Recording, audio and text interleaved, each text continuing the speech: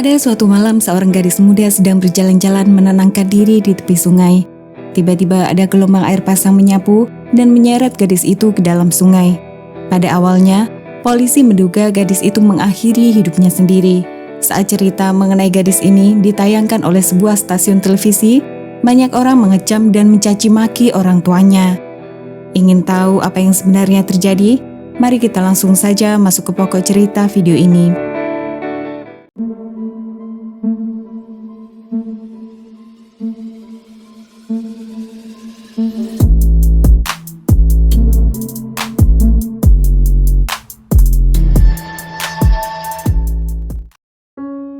Gadis muda yang dimaksud bernama Lolo asal kota Huangzhou, China.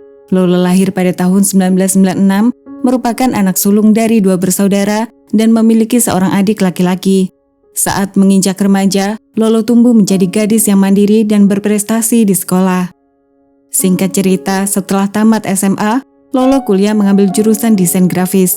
Pada bulan April 2016, dia akhirnya lulus dengan nilai memuaskan dan langsung diterima bekerja di sebuah perusahaan internet sebagai staf desain. Gadis muda ini lalu keluar dari rumah orang tuanya dan tinggal ngekos bersama dengan temannya.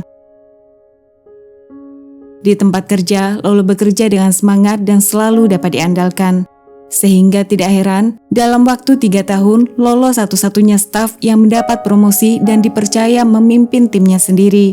Seiring dengan promosi itu, gaji Lolo juga naik. Dia menerima gaji sekitar 10.000 yuan atau sekitar 22 juta rupiah setiap bulan. Semua sepertinya berjalan baik untuknya. Di usia yang baru 23 tahun, gadis ini memiliki pekerjaan bagus dan gaji yang lumayan tinggi. Lolo juga memiliki hubungan sangat dekat dengan rekan kerja dan pimpinan perusahaan. Pada tanggal 17 Oktober 2019 sekitar pukul 2 pagi, Lolo pergi berjalan kaki seorang diri menyusuri pinggir sungai Siantang untuk menenangkan diri. Malam itu kondisi emosionalnya sedang tidak stabil karena masalah keluarga yang dia hadapi dan ini semua membuatnya cukup depresi. Saat berjalan di tepi sungai, tiba-tiba gelombang air pasang menyeretnya masuk ke dalam sungai. Beberapa saksi mata yang melihat segera melaporkan kejadian itu pada pihak kepolisian. Setelah menerima laporan, polisi segera mendatangi tempat kejadian dan menurunkan tim penyelamat untuk mencari keberadaan gadis muda ini. Namun karena kondisi malam yang gelap dan arus sungai yang deras, mereka harus menunggu hingga pagi hari agar dapat turun ke dalam sungai. Saat pagi hari, Lolo akhirnya ditemukan dalam keadaan sudah tidak bernyawa. Penyebab kematiannya dipastikan karena tenggelam. Sebagai informasi, arus sungai Siantang sangat deras. Siapapun yang terjun ke dalam dipastikan tidak akan selamat. Setelah memeriksa rekaman kamera CCTV, polisi akhirnya menyimpulkan bahwa Lolo meninggal akibat kecelakaan atau bencana alam tidak terduga. Lolo sudah berusaha lari untuk menyelamatkan diri, tapi gelombang air sungai yang deras menerpa dan menyeretnya masuk ke dalam sungai. Setelah upacara pemakaman selesai, pihak keluarga Lolo langsung mendatangi perusahaan. Pihak perusahaan mengaku mereka sangat berduka dan merasa kehilangan Lolo yang telah bekerja di sana selama 3 tahun. Orang tua Lolo lalu mengutarakan maksud kedatangan mereka, yaitu minta uang kompensasi atas kematian Lolo. Menurut hukum, perusahaan sebenarnya tidak memiliki kewajiban membayar apa-apa karena musibah ini terjadi di luar jam kerja. Tapi karena pertimbangan simpati dan rasa kemanusiaan, pemimpin perusahaan akhirnya setuju memberikan uang 20.000 yuan atau sekitar 43 juta rupiah sebagai uang duka untuk pihak keluarga. Namun, ayah dan ibu Lolo merasa uang itu tidak cukup dan mereka menuntut lebih. Setelah meeting internal, manajemen perusahaan akhirnya setuju memberikan uang sebesar 60.000 yuan atau sekitar 130 juta rupiah sebagai bentuk rasa kemanusiaan. Pihak keluarga akhirnya setuju dengan nominal uang yang ditawarkan dan menandatangani surat pernyataan sebagai bukti penerimaan uang. Tapi, apakah masalah selesai di sini? Dalam waktu 3 hari, pihak keluarga Lolo kembali mendatangi perusahaan dan mengaku berubah pikiran. Mereka merasa uang yang diberikan sebelumnya tidak cukup dan meminta perusahaan memberikan uang kompensasi tambahan sebanyak 350.000 yuan atau sekitar 760 juta rupiah lagi. Pihak manajemen perusahaan tentu saja sangat terkejut dengan tuntutan itu karena mengira urusan mereka sudah selesai. Pimpinan perusahaan kemudian mengingatkan bahwa mereka telah menandatangani surat pernyataan 3 hari yang lalu sebagai bukti penerimaan uang. Tapi keluarga Lolo tetap bersikeras uang tersebut tidak cukup dan mengancam akan membuat onar jika tuntutan mereka tidak segera terpenuhi.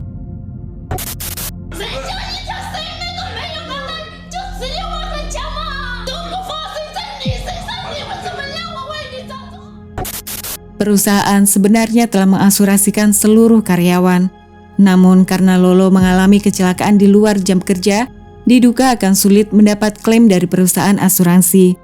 Tapi perusahaan berjanji akan tetap mengusahakan uang klaim dari asuransi dan memberikan seluruhnya kepada pihak keluarga. Keluarga Lolo tidak peduli dari mana sumber uang itu. Mereka tetap ingin permintaan uang mereka dipenuhi. Pihak keluarga bahkan dengan berani menyarankan agar perusahaan meminta sumbangan dari seluruh karyawan untuk membantu membayar kompensasi yang mereka inginkan. Mendengar ini, pihak pimpinan perusahaan sangat marah dan tidak mau berdiskusi lagi dengan mereka. Namun, pihak keluarga Lolo tidak berhenti dan terus memicu masalah di perusahaan. Mereka berdiri di depan kantor sambil berteriak-teriak dan menjadi perhatian orang banyak. Pihak perusahaan akhirnya lapor polisi dan menghubungi program televisi lokal meminta mereka untuk memediasi masalah ini.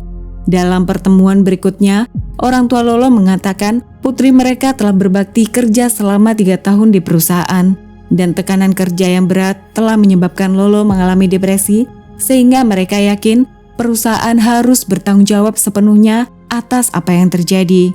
Ibu Lolo juga mengatakan dia telah beberapa kali coba untuk datang menjenguk putrinya, tapi Lolo selalu menolak dengan alasan sibuk bekerja dan harus lembur. Menurut mereka, Lolo juga pernah bercerita bahwa perusahaan telah menugaskannya memimpin sebuah proyek besar.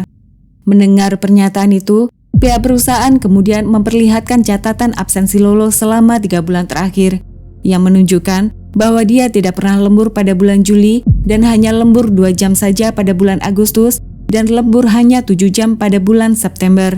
Selain itu, proyek baru yang disebutkan bahkan belum dimulai.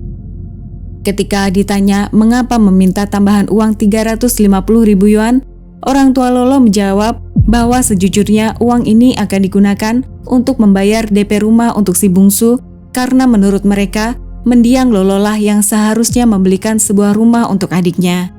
Ibu Lolo juga mengatakan mereka telah membesarkan Lolo selama 20 tahun. Jadi, uang yang diganti perusahaan sebenarnya tidak sebanding dengan uang yang sudah dikeluarkan untuk membiayai Lolo sampai dewasa. Setelah Lolo meninggal, keluarga Lolo ternyata juga minta uang pada pacar Lolo.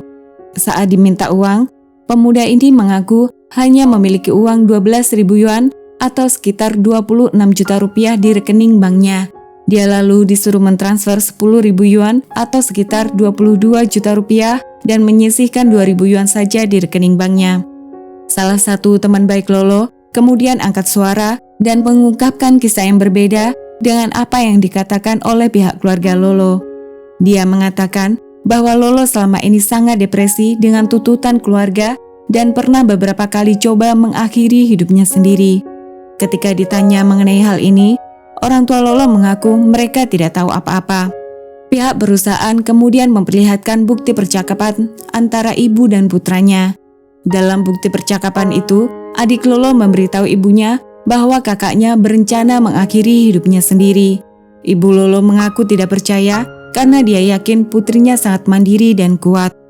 Pihak perusahaan lalu menunjukkan bukti postingan Lolo di media sosial. Lolo tidak hanya sekali mengungkapkan kesedihan dan tekanan yang ditimbulkan oleh keluarga.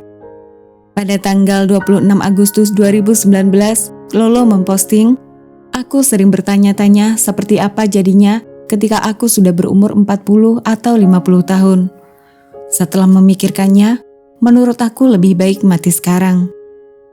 Lalu pada tanggal 30 September 2019, Lolo memposting, "Aku sering menipu diriku sendiri dan orang lain dengan mengatakan bahwa tidak masalah aku tidak dicintai.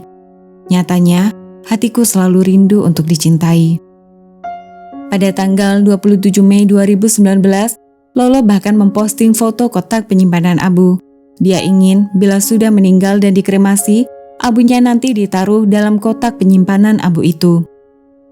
Pada tanggal 17 Oktober 2019, Lolo memposting, "Pemandangan malam di Sungai Siantang sangat indah." Dan inilah postingan terakhir Lolo di media sosial Weibo. Melalui postingan di media sosial, Lolo sepertinya sangat depresi karena tidak bisa melepaskan diri dari belenggu keluarga. Dia merasa tertekan, namun keluarganya tidak pernah mau mengerti. Lolo juga mengaku ingin mengakhiri hidupnya sendiri dan sudah memilih sendiri kotak penyimpanan abu di internet. Teman dekatnya mengungkapkan bahwa Lolo sering mengeluh perlakuan kurang baik dari orang tuanya. Saat masih TK, ayahnya hanya perlu menaruh uang 3 yuan di atas meja. Lolo kemudian harus pergi ke sekolah seorang diri dan menggunakan uang yang diberikan untuk membeli makanan. Seluruh perhatian orang tuanya hanya tertuju pada adik laki-lakinya dan dia harus selalu mengalah untuk adiknya. Setelah mulai bekerja, Lolo diharuskan orang tuanya mengirim uang setiap bulan untuk membayar kuliah adiknya dan keperluan lain. Setiap kali menghubungi, ayahnya biasa minta dikirim uang dari kisaran 10.000 sampai 20.000 yuan atau sekitar 22 sampai 43 juta rupiah. Bahkan setiap ada ponsel keluaran terbaru, ibu Lolo selalu minta dibelikan. Sementara Lolo hanya menggunakan ponsel bekas ibunya. Lolo juga jarang membeli pakaian baru untuk dirinya sendiri. Bahkan untuk membeli sepatu yang selama ini dia impikan pun, Lolo tidak rela karena takut tidak punya uang lagi. Beberapa hari sebelum meninggal, Lolo pernah bercerita sambil menangis pada seorang teman bahwa dia benar-benar tidak punya uang lagi. Meski memiliki jabatan dan gaji yang tinggi, saat itu Lolo tidak memiliki tabungan sama sekali dan hanya punya sedikit uang di rekening banknya untuk bertahan hidup. Ketika acara ini ditayangkan di televisi lokal, banyak orang sangat marah dan mengecam sikap orang tua Lolo yang menggunakan hidup dan mati putri mereka hanya untuk mendapatkan uang saja. Sepasang suami istri ini dianggap sebagai orang tua tidak tahu diri dan hanya peduli pada uang. Pada bulan November 2019, berkat bantuan perusahaan, klaim asuransi sebesar 100.000 yuan atau setara 217 juta rupiah akhirnya dapat dicairkan. Uang itu kemudian diserahkan seluruhnya untuk pihak keluarga Lolo. Dengan demikian, jumlah uang yang telah diserahkan berjumlah sebesar 160.000 yuan atau sekitar 347 juta rupiah. Setelah menerima hujatan dari banyak orang, pihak keluarga akhirnya setuju menerima uang yang diberikan perusahaan dan berjanji tidak pernah menuntut uang lagi di masa depan. Lolo sebenarnya anak yang baik dan berbakti pada orang tuanya. Dia tidak pernah mengeluh ketika dimintai uang, tapi ketidakpedulian dan cinta yang tidak tulus yang diberikan orang tuanya membuat Lolo merasa sangat sedih dan terpuruk. Semoga cerita ini bisa menjadi pembelajaran untuk kita semua.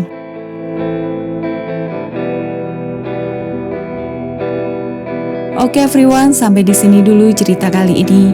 Terima kasih sudah menonton dan sampai jumpa di pembahasan yang lain.